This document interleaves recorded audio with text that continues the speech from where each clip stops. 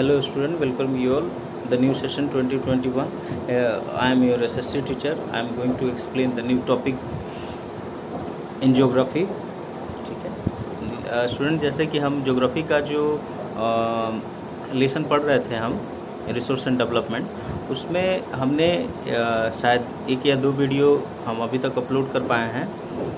तो आज हम लोग जो है थोड़ा सा पीछे का रिकैप करके फिर आगे का जो आज टॉपिक है वो टॉपिक ये है कि आज हमने पढ़ना है डेवलपमेंट ऑफ रिसोर्स, ठीक है, और रिसोर्स प्लानिंग। ठीक, तो इस चीज़ को पढ़ने से पहले हम पीछे का, जैसे कि हम लोग क्लासिफिकेशन ऑफ रिसोर्स जो हम लोग पढ़ रहे थे, तो हमने बहुत सारे देखा था। क्लासिफिकेशन ऑफ रिसोर्स में देखे थे कि 4 तरह के होते हैं। बेसिस ऑफ ओरिजिन होता है जिसमें बायोटिक और अबायोटिक आते हैं। बेसिस ऑफ एडजस्टेबिलिटी आता है जिसमें रिन्यूअल और नॉन रिन्यूअल आते हैं। Basis of origin of ownership आता है जिसमें इंडिविजुअल, कम्युनिटी, नेशनल और इंटरनेशनल आता है। On the basis of status of development, potential, developed stock and reserve. ये स्टूडेंट का कमेंट था कि थोड़ा सा इसको दोबारा से रिकैप करा दीजिएगा, तो इसलिए मैं ये कर रहा हूँ। आज जो है on the basis of status of development, potential, developed stock और रिजर्व रिसोर्स को आज हम दोबारा से रिकैप करा के फिर आगे बढ़ेंगे। ठीक है, चलिए पढ़ते हैं। On the basis of status of development, 3 part में इसको बांटा गया है। पोटेंशियल रिसोर्स, डेवलप्ड रिसोर्स और स्टॉक्स। तो पोटेंशियल रिसोर्स किसको कहा जाता है कि हमारे जैसे कि देश में बहुत सारे ऐसे रीजन हैं, हमारे यहाँ क्षेत्र हैं जो अभी तक पूरी तरह से यूटिलाइज नहीं किए गए हैं। वहाँ बहुत ज़्यादा एनर्जी मौजूद है, कई तरह की एनर्जी वहाँ हो सकती है, जैसे विंड एनर्जी हो सकती है, सोलर एनर्जी हो सकती है, लेकिन उसका यूज़ तक अभी तक हम नहीं कर पाए हैं प्रॉपरली। वहाँ पे डेवलप जो है वो हम नहीं कर पाए हैं, तो उसको कहते हैं पोटेंशियल रिसोर्स। जैसे गुजरात और राजस्थान में इनमोरस पोटेंशियल रिसोर्स है, जैसे कि वाइंड एनर्जी है, सोलार एनर्जी है, लेकिन अभी तक उसको हमने यूज नहीं किया है, डेवलप नहीं किया है, तो उसको कहते हैं पोटेंशियल रिसोर्स। नेक्स्ट है डेवलप्ड रिसोर्स। डेवलप्ड रिसोर्स ये है कि उसको हम पता कर चुके होते हैं कि वो कितना ज़्यादा क्वांटिटी में है और क्या क्वालिटी में है। वहाँ क्वांटिटी और क्वालिटी दोनों डिटरमाइन होता है यूटिलाइजेशन के लिए, उसको हम कहते हैं डेवलप्ड रिसोर्स। मतलब क्या है कि resource which are survey and their quality and quantity have been determined for utilization, कि मतलब कितना ज़्यादा इसमें से यूज करना है, कितनी क्वांटिटी में यूज करना है, इसका डिटर्मिनेशन जो है, मतलब इसका पूरी तरह से हम आंकड़ा बैठा चुके होते हैं। जो हमारे पास डाटा होता है उसके हिसाब की हाँ इतना यूज करना है, उसको कहते हैं हम डेवलप्ड रिसोर्स। ठीक है, और डेवलप्ड रिसोर्स डिपेंड करता है कि टेक्नोलॉजी कैसा यूज कर रहे हैं हम और उसकी फिजिबिलिटी क्या है। नेक्स्ट आता है स्टॉक्स। तो स्टॉक्स क्या है उसका डिफिनेशन पढ़ते हैं और फिर उसके बाद समझते हैं क्या है। कि material in the environment which have been potential to satisfy human needs। ठीक है, material in the environment but which have the potential to satisfy human needs but human beings do not have appropriate technology to access, these are called stocks। मतलब हमारे पास जो हमारा environment है उसमें बहुत सारे ऐसे पोटेंशियल रिसोर्स मौजूद हैं जो ह्यूमन नीड्स को सेटिस्फाइड कर सकते हैं, लेकिन हमारे पास अभी तक ऐसा कोई टेक्नोलॉजी विकसित नहीं कर पाए हम। ऐसी कोई हमारे पास टेक्नोलॉजी नहीं है, पद्धति नहीं है, तरीका नहीं है जिसको हम निकाल सकें। एप्रोप्रिएट हमारे पास टेक्नोलॉजी न होने के चलते वो स्टॉक्स में काउंट हो जाता है। तो हम उसको स्टॉक्स, जैसे कि हाइड्रोजन है, हम उसको यूज कर सकते हैं एज ए एनर्जी। वैसे हाइड्रोजन जो है मतलब H2 जल से हम क्या कर सकते हैं, हाइड्रोजन को बाहर निकाल के उसको एनर्जी में हम यूज कर सकते हैं, लेकिन वो अभी तक टेक्नोलॉजी हमारे पास नहीं है, तो इसको हम कह सकते हैं स्टॉक्स। इसको कहा जाता है स्टॉक्स का मतलब ये कि जो रिसोर्स हमारे पास मौजूद है उसको यूज करने की टेक्नोलॉजी न होने के चलते वो हमने उसको स्टॉक्स में रखा हुआ है। तो ये बात हो गई स्टॉक्स की। अब नेक्स्ट आते हैं reserve. Reserve are subset of stocks. Stocks समझिए कि वही हैं सेम चीज़, which can be put in to use the help of existing technology. ठीक है, but their use has not been started. मतलब कहा जाता है रिजर्व का मतलब कि बहुत सारे ऐसे स्टॉक्स हमारे पास, सबसेट जो स्टॉक्स के हैं वो मौजूद हैं, लेकिन अभी तक हमने उसको मतलब एग्जिस्टिंग टेक्नोलॉजी से मतलब यूज करने का तरीका डेवलप नहीं कर पाए हैं। ठीक है, अभी तक हमें स्टार्ट नहीं किए हैं। ठीक है, तो उसको हम कह सकते हैं रिजर्व्ड, ठीक है। This can be use for the meeting future requirement as exam water in the dams forest. मतलब ये चीज़ रिजर्व जो है थोड़ा सा अलग है स्टॉक से, कि सबसेट जो होते हैं स्टॉक्स के वो हमने रिजर्व करके रखे होते हैं फ्यूचर मतलब जनरेशन के लिए, यानी सस्टेनेबल डेवलपमेंट के लिए हमने उसको रखा हुआ है, ताकि आने वाले टाइम में हम उसका यूज कर सकें। जैसे कि वाटर इन डैम्स हो गए, फॉरेस्ट हो गया, यूज्ड इन द फ्यूचर हो सकता है, ठीक है। नेक्स्ट, तो ये हो गए 4 हमने रिकैप करा दिए कि रिजर्व, स्टॉक्स, पोटेंशियल, ये हो गया। अब आते हैं रिसोर्स डेवलपमेंट। रिसोर्स ये है क्या, ये टॉपिक आज का है, डेवलपमेंट ऑफ रिसोर्स। रिसोर्स का डेवलपमेंट कैसे हो। Resource have been used by human being indiscriminately and this has lead to the flowing major problems. देखिए, डेवलपमेंट होने के लिए कुछ चीज़ें ज़रूरत पड़ती हैं जो होनी चाहिए, लेकिन यहाँ है क्या कि ह्यूमन बीइंग ने जो रिसोर्स मौजूद है उसका जो है बहुत बुरे तरीके से मतलब उसको क्या कहते हैं, मतलब बहुत ज़्यादा मात्रा में उसका यूज कर रहा है, मतलब बहुत ज़्यादा यूज कर रहा है।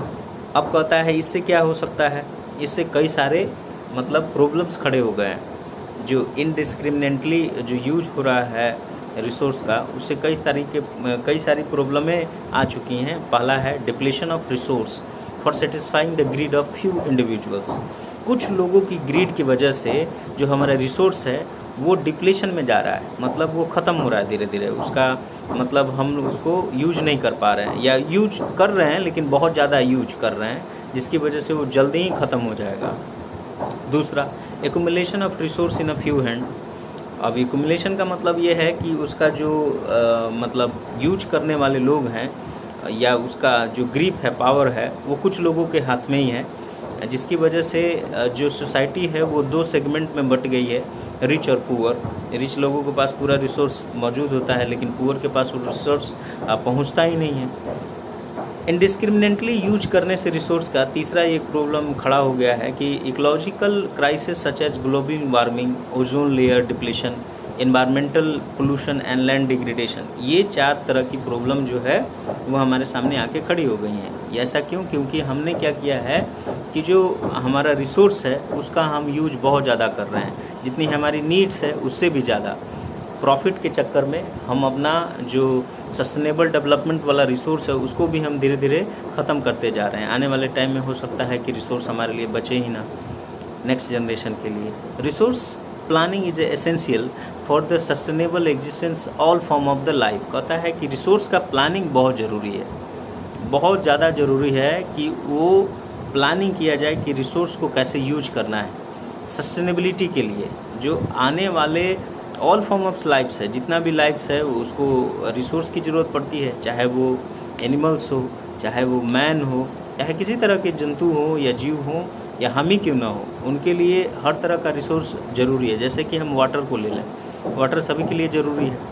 अगर वाटर को हम ऐसे ही यूज करते रहें, इसका डिप्लीशन हम दिन प्रतिदिन और ज़्यादा होते जा रहा है, हम उसको उसमें गार्बेज डाल देते हैं, या हम उसका बहुत ज़्यादा यूज कर रहे हैं, जितना होना नहीं चाहिए उससे ज़्यादा हम कर रहे हैं, तो पानी का लेयर जो है ज़मीन के अंदर जो है अंडरग्राउंड जो वाटर है वो धीरे धीरे चला जाएगा, फिर सरफेस पे जो वाटर है वो नीचे चला जाएगा, या फिर उसको मतलब सरफेस वाटर भी अब हर जगह मौजूद नहीं हो पाता है फ्रेश वाटर के रूप में, वो भी कंटेमिनेटेड हो चुका है। तो हो सकता है कि आने वाले टाइम में अगर हमने रिसोर्स की प्लानिंग नहीं की अच्छे से, तो आने वाले टाइम में हमारे पास रिसोर्स बचे ही ना, और फिर उसको यूज करने मतलब वो दोबारा से यूज करने के लिए हमारे पास बहुत ज़्यादा कॉस्ट पड़ जाए उसको यूज करने के लिए।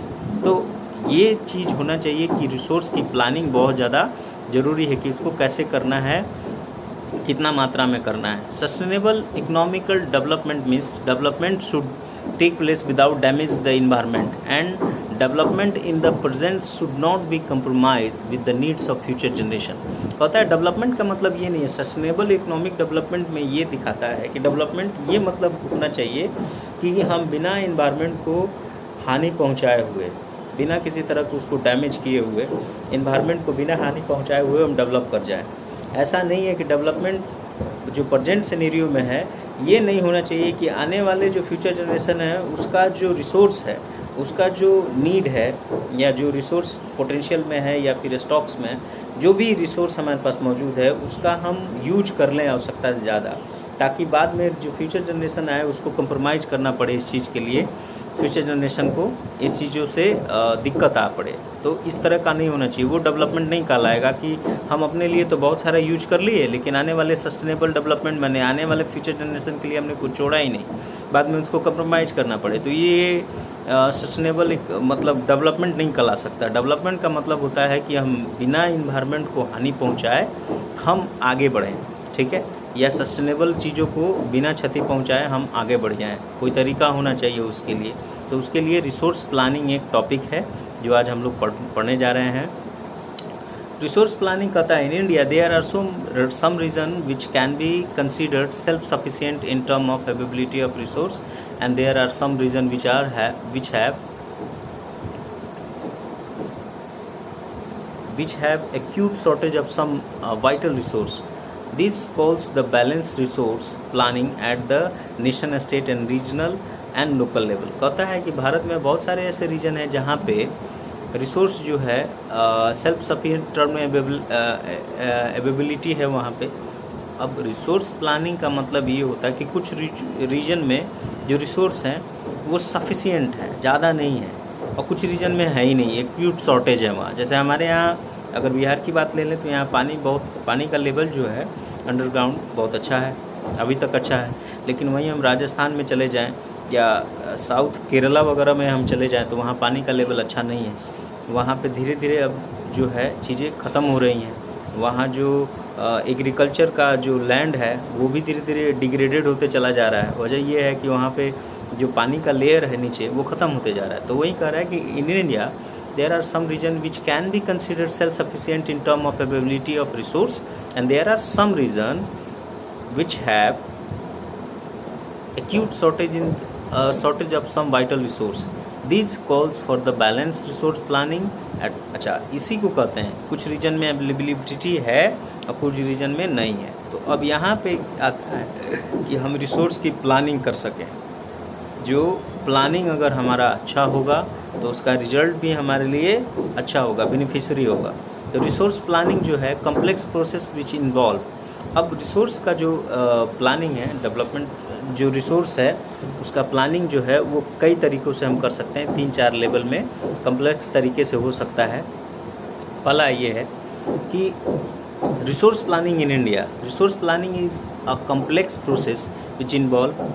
अब रिसोर्स की प्लानिंग कैसे करें कि हम उसको कितना मात्रा में यूज करना है, कितना यूज करना है, कितना ज़्यादा क्वांटिटी में अवेलेबल है वो रिसोर्स। तो उसके लिए क्या है, identification and inventory of resource across the region of the country and this involve survey, mapping, quality and quantity estimation and measurement of resource. मतलब हम जो भी समझा रहे थे कि आइडेंटिफिकेशन किया जाए कि कहाँ कहाँ पे कौन कौन सा resource across the region, Bharat में जो अक्रॉस द कंट्री है भारत का, कौन कौन से रीजन में कहाँ कहाँ पे कितना रिसोर्स अवेलेबल है, उसका पूरी तरीके से मतलब अच्छे तरीके से सर्वे हो, उसकी मैपिंग की जानी चाहिए। क्वांटिटी और क्वालिटी दोनों में एस्टिमेट होना चाहिए। मेजरमेंट ऑफ रिसोर्स जो है उसका पूरा नाप तोल होना चाहिए कि कितना है और कितना दिन तक या कितनी मात्रा में इसको हम ले सकते हैं यहाँ से, ये चीज़ें होना चाहिए। दूसरा आता है कि involving a planning structure innovate with the appropriate technology, skill and institutional setup for implementation resource development plans। मतलब हम resource development plans, resource develop की बात जब भी आती है तो वहाँ हम ये ऐसा कुछ यूज करेंगे, ऐसी टेक्नोलॉजी को हम या ऐसा स्ट्रक्चर को इनोवेट करेंगे, वहाँ पे लगाएंगे कि जो टेक्नोलॉजी किसी बिना इन्वायरमेंट को मतलब हानि पहुँचाए, बिना इन्वायरमेंट को किसी तरह का नुकसान पहुंचाए, हम वहाँ के रिसोर्स का यूज कर सकते हैं, वो कहलाता है रिसोर्स डेवलपमेंट। तो रिसोर्स डेवलपमेंट प्लान्स जो है वहाँ पे सेटअप किया जाए, जहाँ भी रिसोर्स सब मौजूद है, जिसका सर्वे हो चुका है, जिसका आइडेंटिफिकेशन हो, उसका मैपिंग हो गया, क्वालिटी और क्वांटिटी दोनों को हमने देख लिया, उन जगह पे ये चीज़ जो है लागू किया जाना चाहिए। रिसोर्स डेवलपमेंट प्लान्स जो है कैसे यूज करना है, कहाँ कहाँ यूज करना है, ये चीज़ें होनी चाहिए। नेक्स्ट टॉपिक है इसका अगला कि matching the resource development plans with the overall nation development plans. अब क्या है कि जो प्लान्स हमने बनाए हैं, जो डेवलपमेंट प्लान्स बनाए हैं या जो हमने रीजन सेलेक्ट किए हैं, वो रिसोर्स डेवलपमेंट प्लान्स को हम ओवरऑल नेशन डेवलपमेंट प्लान्स के साथ मैचिंग करें, उसको कैसे हमें कंट्रीब्यूट करना है, कैसे उसका यूटिलाइजेशन करना है, ये चीज़ों पे हम ज़्यादा ध्यान देना चाहिए। जैसे कि रिसोर्स, अच्छा इसमें एक चीज़ और है कि रिसोर्स का कंट्रीब्यूशन जो है कितना परसेंट कहाँ, अच्छा वहाँ की जनसंख्या कितनी है, इन सब चीज़ों पे कि कितना मात्रा में हम अगर रिसोर्स लेते हैं तो हमारी जो वहाँ की रीजनल पॉपुलेशन है कि नीड्स को सेटिस्फाइड कर सकता है इस चीज़ के लिए। तो ये सारा चीज़ है। हमने जो आपको PDF भेजा है, उस PDF में ऑलरेडी ये मैप बना के दिया हुआ है कि कितना परसेंट रिसोर्स हमारे पास मौजूद है, तो उसको जाके आप अच्छे से देखेंगे तो ये सारा डाटा जो है वो आपको समझ में आएगा। थैंक यू, आज के लिए इतना ही। नेक्स्ट लेसन में हम लोग पढ़ेंगे जो हमारा जो नेक्स्ट लेसन होगा, तो नेक्स्ट टॉपिक होगा इस लेसन का रिसोर्स एंड डेवलपमेंट का लैंड रिसोर्स। तो लैंड रिसोर्स के लिए हम लोग कल बात करेंगे, कल हम लोग पढ़ेंगे। तब तक के लिए सेफ रहें, सुरक्षित रहें। धन्यवाद।